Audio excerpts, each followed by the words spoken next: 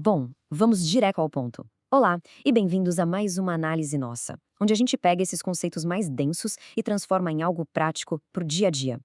Hoje nós vamos destrinchar uma confusão enorme que a humanidade comete, olha, praticamente o tempo todo. A diferença gritante entre sentir culpa e ter responsabilidade. E detalhe, isso não é só uma questão de semântica ou um errinho de português, não. É uma verdadeira armadilha psicológica que joga as pessoas num ciclo infinito de vitimização e de paralisação na vida. Para começar a desfazer esse nó, a gente precisa fazer aquela pergunta de ouro, sabe? Uma pergunta que divide completamente esses dois mundos. Afinal, perguntar quem vai resolver esse problema é radicalmente diferente de perguntar quem é o culpado por ele. A primeira pergunta tem tudo a ver com atitude e ação. A segunda, bom, ela só busca punição. E é justamente isso que ilustra muito bem a nossa grande dicotomia de hoje.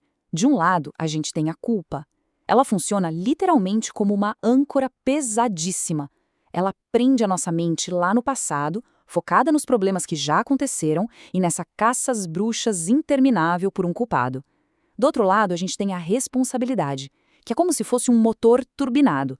Ela empurra a gente para frente, para o futuro, sempre buscando criar soluções e transformar a realidade. Mas aí a gente se pergunta, por que é tão fácil cair nessa armadilha da culpa?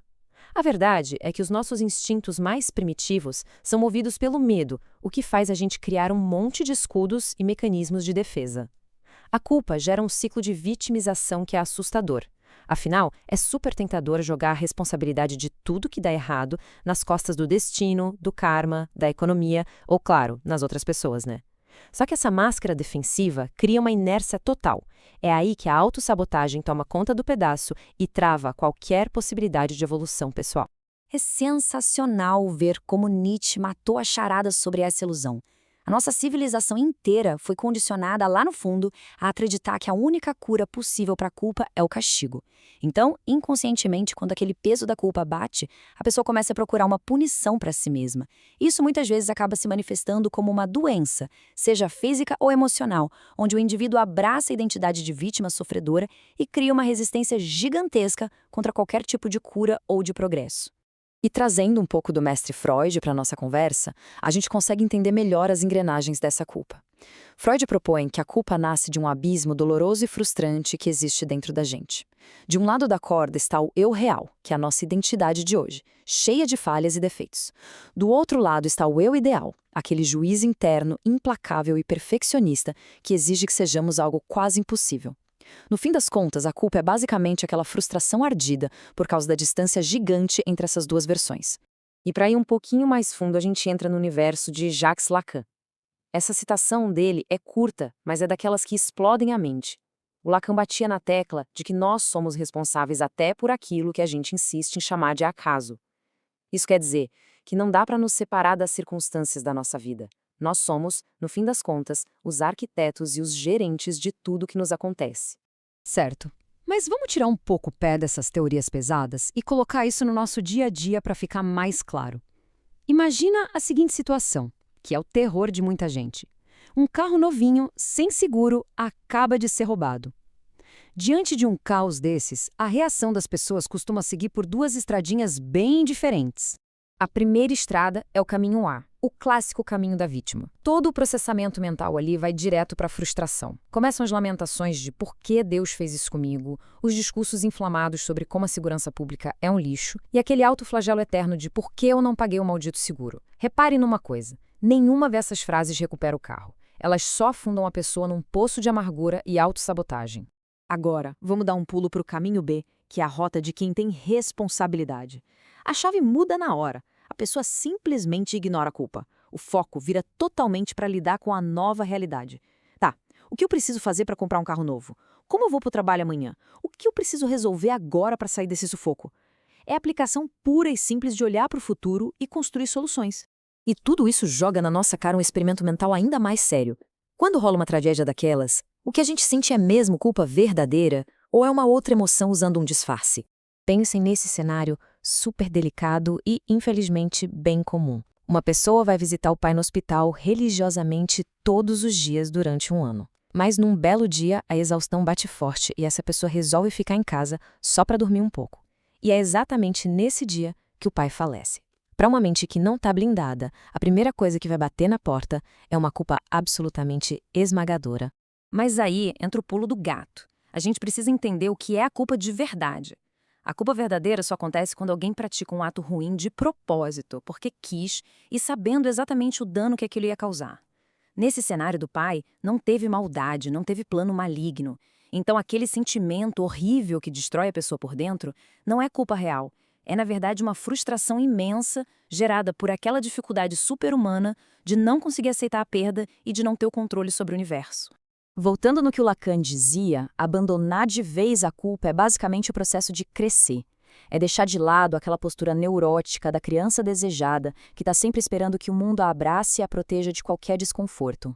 Chamar responsabilidade para o peito significa entrar no papel do adulto maduro, aquela pessoa que olha para a realidade dura e nua, peita os problemas e toma as rédeas da vida sem ficar esperando por um milagre ou por um salvador da pátria. Os 3 aspectos da vida, entendendo o que pode e o que não pode ser controlado. Para a gente conseguir vestir essa camisa do adulto maduro na prática, é fundamental saber onde colocar o nosso tempo e a nossa energia. Pensamos na vida dividida em 3 fatias. As 2 primeiras são os aspectos pré-programados, que a galera chama de destino ou sorte, e as influências externas, que é tudo aquilo que o mundo e os outros fazem ao nosso redor.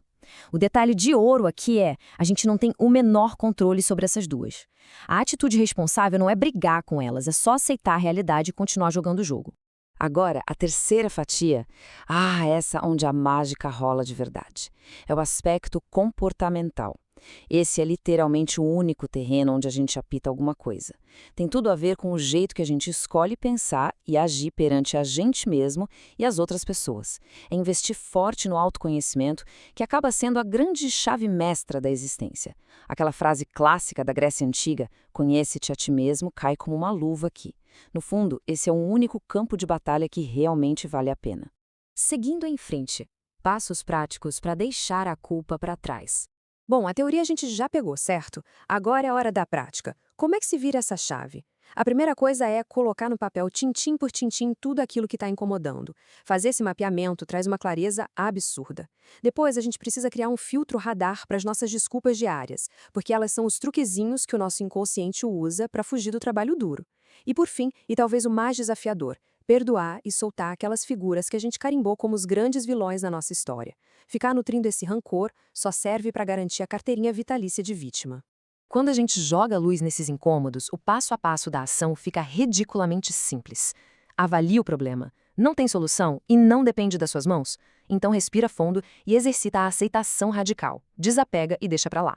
Agora, tem solução? Então beleza, é hora de ser o protagonista, desenhar um plano e ir para cima.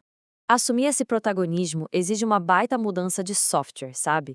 Exige tirar do nosso vocabulário aquela reclamação constante e começar a falar de coisas boas e das soluções.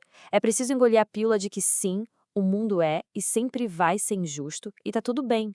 A humildade verdadeira não é ficar chorando pelo leite derramado ou secando a grama verde do vizinho. É arregaçar a manga e suar a camisa trabalhando com o que a gente tem na mão hoje. O que nos traz para essa reflexão fantástica. A real é que as coisas lá fora não vão mudar num passe de mágica. A tal devolução pessoal só decola no exato segundo em que a gente cansa de esperar por um resgate, levanta da cadeira e assume o volante. Então, para a gente fechar nossa análise com chave de ouro, fica essa grande provocação para todo mundo. Quando olhamos no espelho, quem é que está lá? É a figura de quem assumiu a caneta para escrever a própria história e criar soluções, ou ainda é a sombra de alguém preso naquela ilusão reconfortante, porém super paralisante, de ficar distribuindo culpa por aí?